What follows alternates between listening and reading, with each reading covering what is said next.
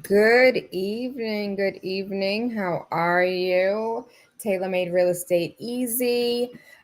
Please like, share, subscribe with your friends. Again, Tayla made real estate easy. We are looking for some properties. I have a client that's looking for a multifamily, and in this multifamily, we are going to search for a multi. We're looking 35 miles outside of the city. Um, we need at least 7 bedrooms. We're looking for a 3 family. The reason why they prefer a 3 family, I just want to make sure, okay, you guys could see.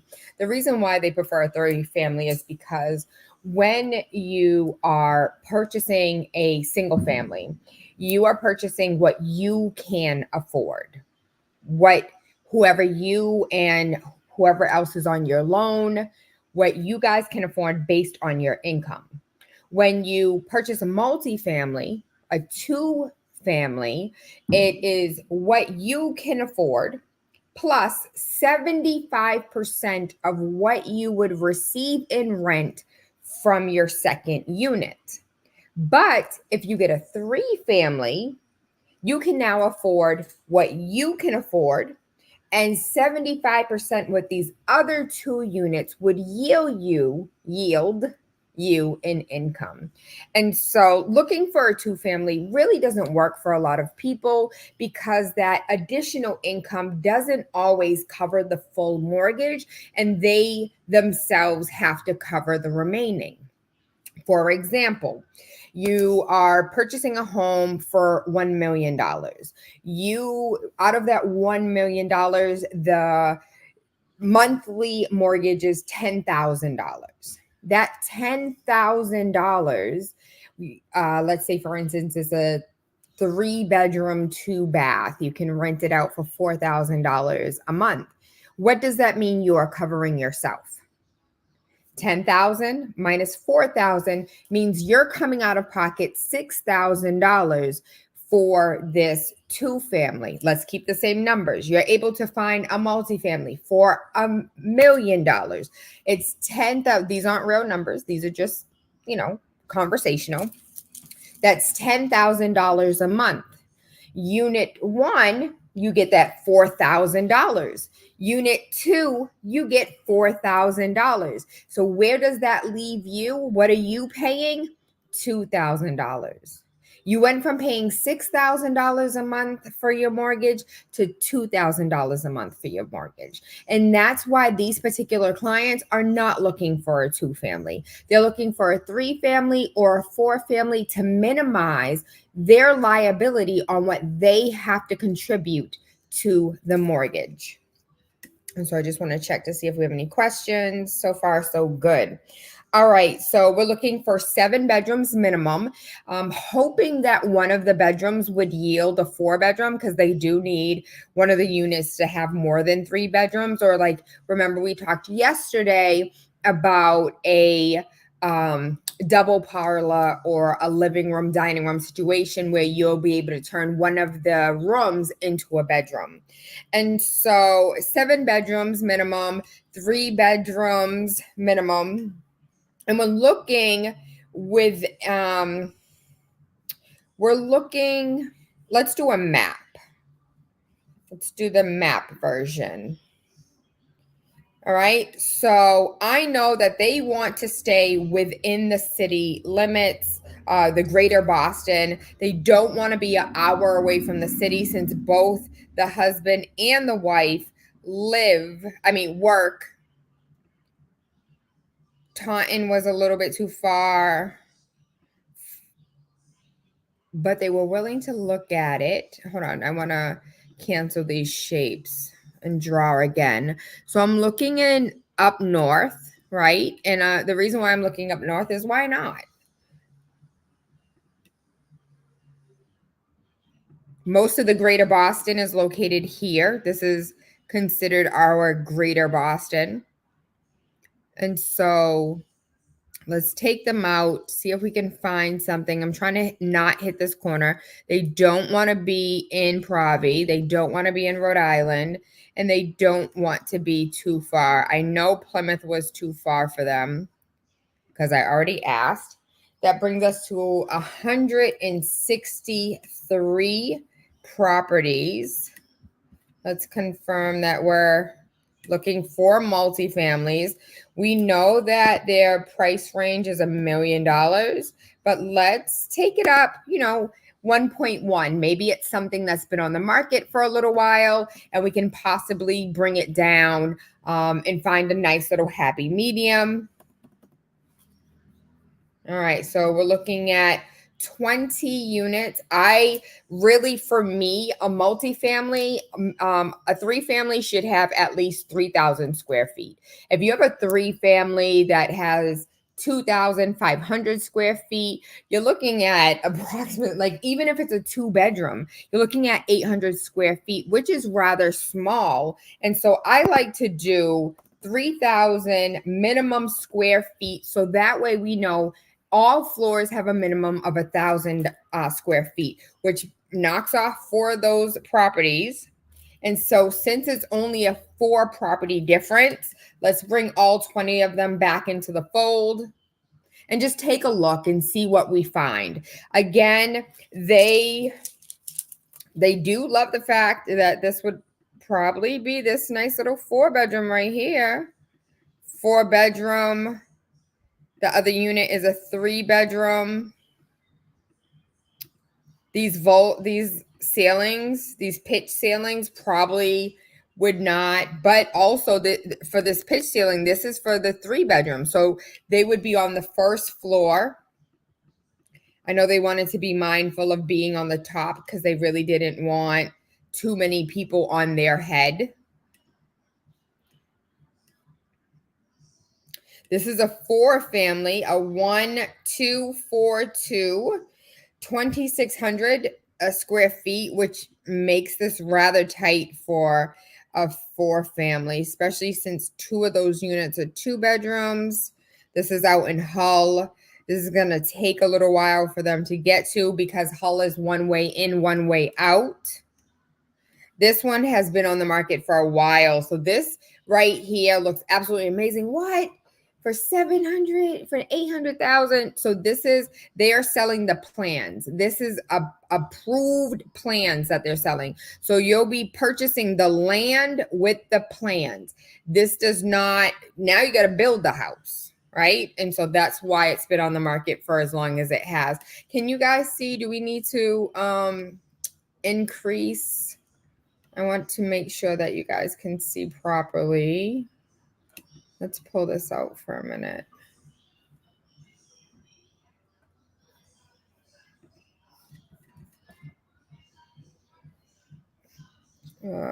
Let's do.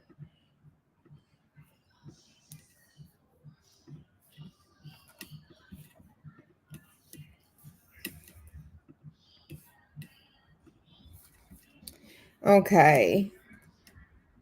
So East Bridgewater, $800,000, pre-approved for up to $1 million.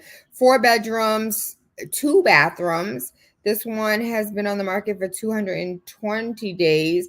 We have tried to take a look at this. When we did the numbers didn't work. Again, going back to a 2-family, 2 families do limit you a bit because of what the other side has to offer. And these numbers just didn't work at 800,000 because East Bridgewater would not be able to yield the rents to cover. This is what FHA calls feasibility. I'm sorry, not feasibility, suitability. And with suitability, it means is the other side going to meet a certain threshold when it comes to the finances? Basically the FHA, if you're doing a conventional loan, they don't care. Like if you want to pay $6,000 a month, in mortgage and the other side pays $2,000 a month in mortgage, that's your business. But when FHA is backing your loan and they are standing behind this product, they want to make sure that the purpose of a two family, the purpose of a multifamily is so that you can have an investment. Is this truly an investment? If you're coming out of pocket more money than you should, no, this is not suitable. And that's what the suitability is. And let's take it a step further, because I've never looked up the actual definition of suitability.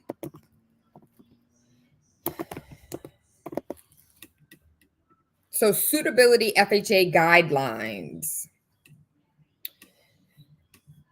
And so I love a HUD.gov. I love a .gov, a .edu, something that's going to give us the actuality of it, right? And so this is 21 pages. Let's ask and read. This is Chat GPT. Yes, I paid for this to go ahead and read the page for me, break it down for me a little bit. And that's exactly what Monica is doing on the other side. And so the document outlines the FHA guidelines for property analysis, focusing on appraisal requirements to ensure accurate valuations, appraisal, site, physical improvement, gross living, general acceptability for FHA secured, health and consideration, repairs. And so this actually does not meet our feasibility as far as what we were looking for. So let's go back. And this is one way that I love technology. One reason why I adore AI, because it is extremely helpful. And you know what? Let's take it a step further. Let's come back. Come back, my love. Monica, tell me. Break down what suitability is for an FHA loan. And if you know me, I talk to text everything. All right, here we go. So as we know, an FHA is a Federal Housing Administration loan. Foodability. Girl, we said, this is what happens when we have an accent. Suitability in FHA. So basically what's important here is she did not.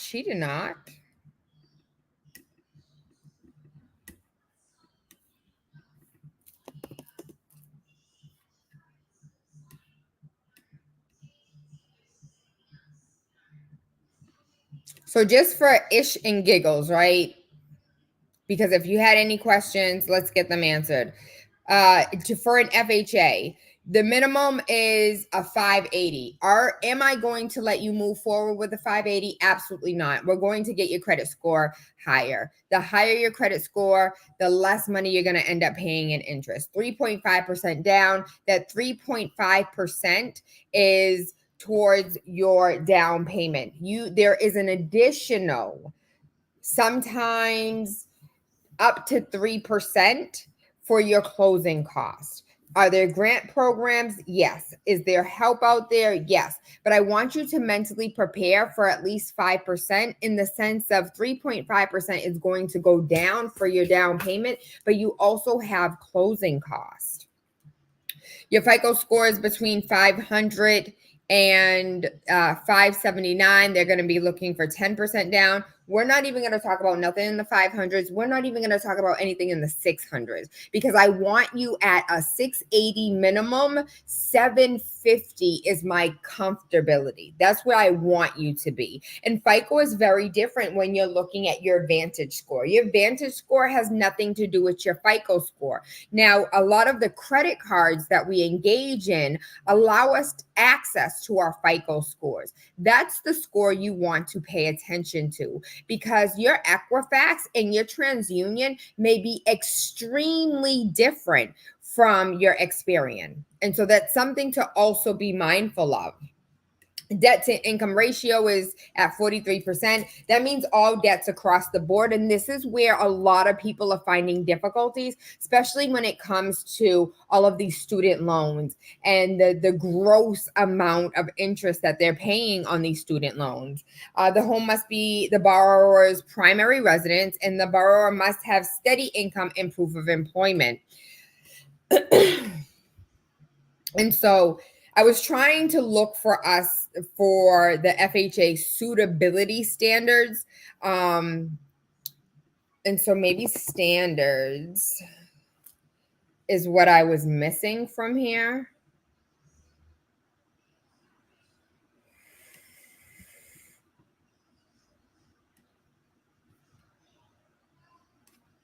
And these are going back to my number one favorite product, a 203K. Having reluctant utilities functioning properly. This includes gas, electric, water, and sewage. That's something that can be rectified using a 203K. If you found a home and it has some issues that need to be worked on, if the heating system needs to be installed, or it looks defaulty, it looks defaulted or faulty, having surfaces free of chipping or peeling lead-based paint, whether this is on the exterior, the interior, and having adequate access to attic spaces and natural ventilation in crawl spaces. I can't tell you how many inspections I have gone to, and the inspector has gone into the crawl space upstairs. And the number one issue that when I first became a baby, when I was a baby agent and I didn't understand, I was like, what the heck? Like, this isn't fair.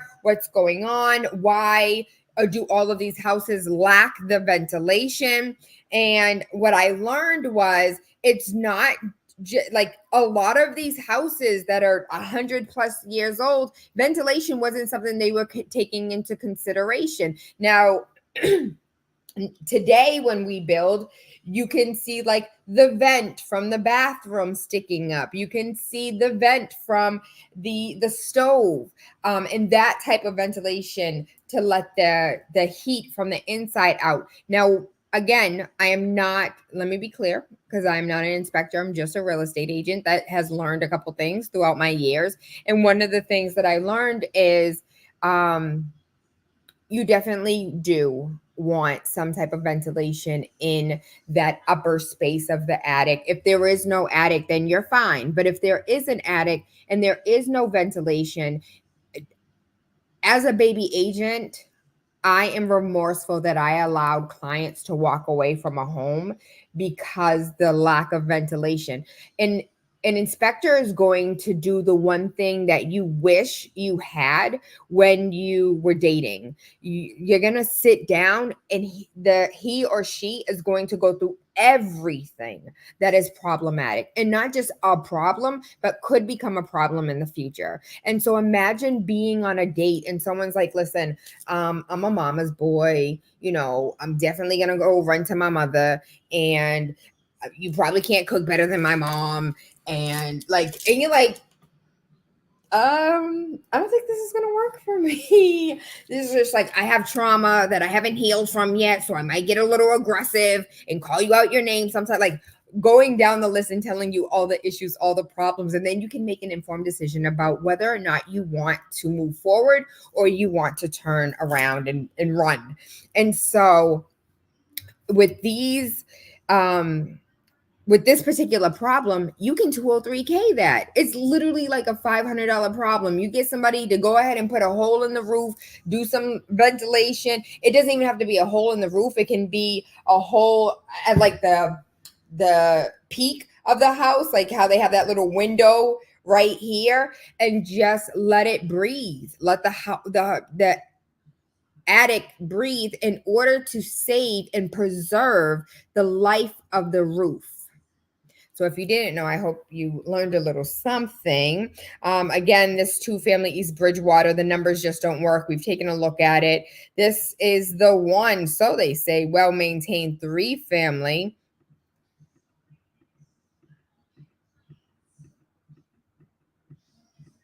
Out in Brockton, 2,300 square feet. Again, that's a tiny bedroom right there. Look at What are we fitting in here?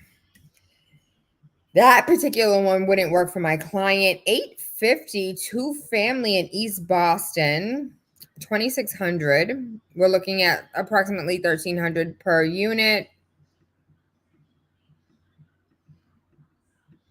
This one definitely looks like it does not have any. That's a small bedroom.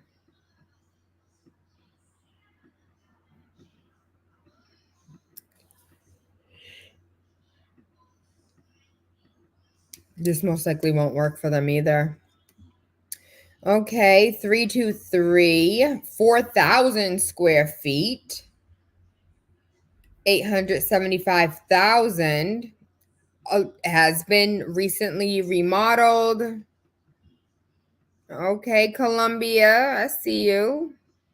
Bedrooms are huge, extremely spacious.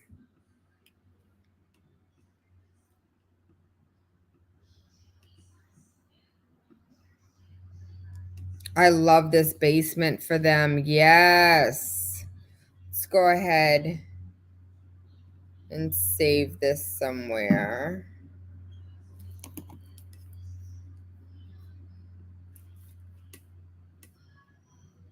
All right, this is a 3-family in Dorchester. They really don't want to be in the city, and so we're just going to take a look just to be nosy, but this is not what they're looking for. So 3,000 square feet in total for a 223 Old Morton Street. This just won't work for them. They're looking for something that's a little bit more family friendly. 950 950, 3-bedroom, 2-bath in Roslindale. We most likely would be able to get the rents that we would need for them to have like suitability for this home.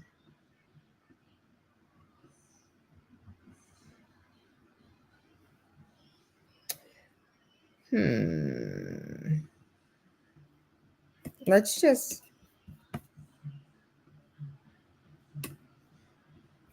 keep it as a possibility.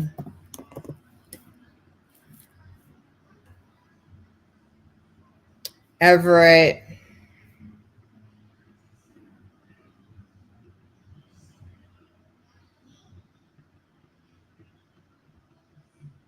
Bedrooms aren't entirely too small, 3,800 square feet. Because it's near the casino, we could possibly get the rents that they're looking for.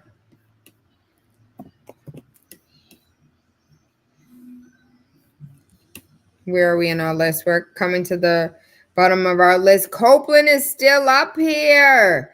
This is actually one of the homes that they really were interested in.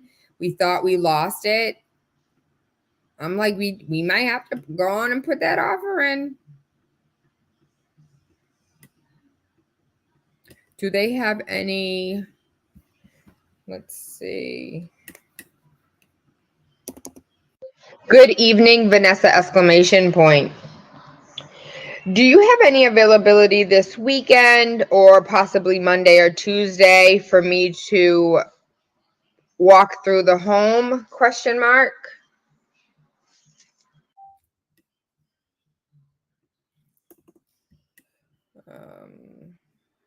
Let me ask her, do you have any open houses scheduled this weekend or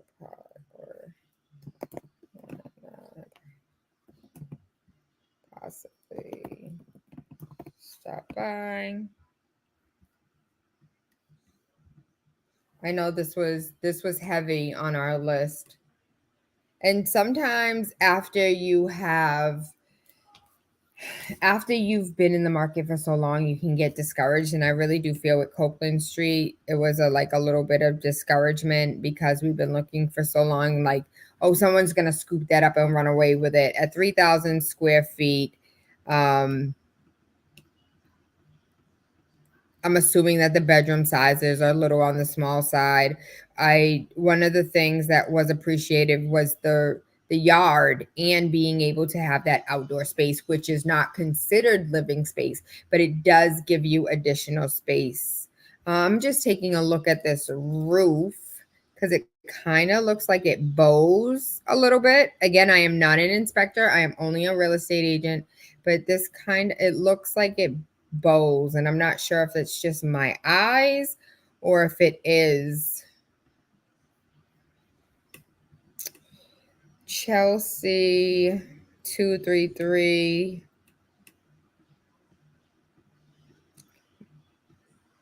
That doesn't look like off-street parking though. Yeah, no parking. East Boston, selling the land with some plans. Another Chelsea 344, been on the market for 10 days. There was a group showing on Saturday and an open house last weekend. Large 3-family, no parking spaces.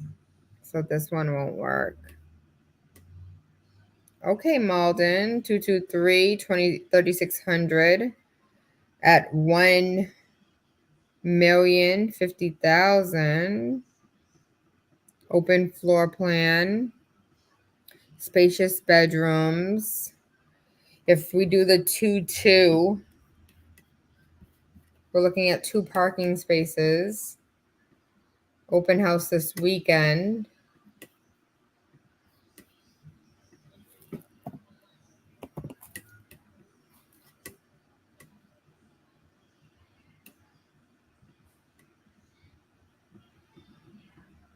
Three-family, 412. I don't think the numbers would work at that price. Maybe if it was like a 433. But I think with a 412, even like for them to stay in the 4-bedroom and rent out the 1 and 2, I don't think suitability would fit here. Beautiful home just wouldn't work for them. Only because it's in Everett. So Everett does have higher rents, but it's not Boston. And I'm feeling a little ignorant about Windermere. I feel like I don't know exactly where that is. Okay.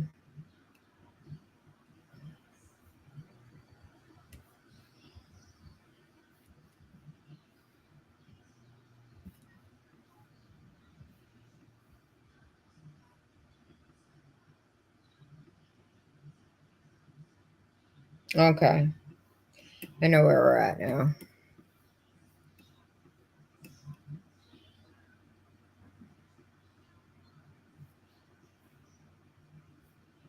Right, this is it, 21. Is that what we're looking at? 20? Mm-hmm.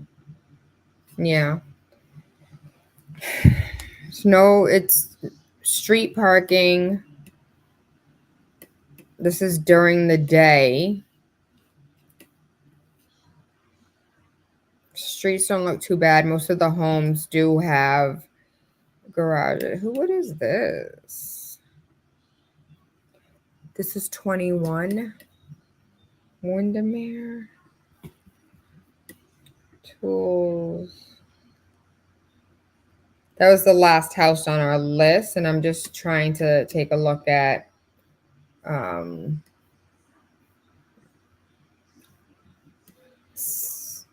I'm really honestly, I'm being nosy if I'm being transparent. If we gonna talk about it, let's talk about it. I'm just being a little nosy. I want to see something.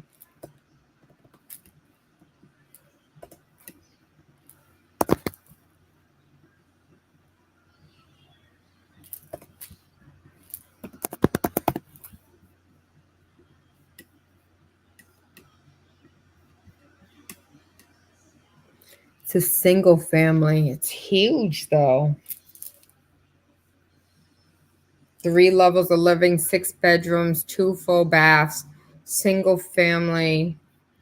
I'm really liking this one. Needs a little love. When was this? This is November of 2020. Let me see if it's ever been on the market. No, hasn't sold since 1993. All right, let's send a little postcard. So you guys are like real life watching the process of what happens, how I operate, how I work.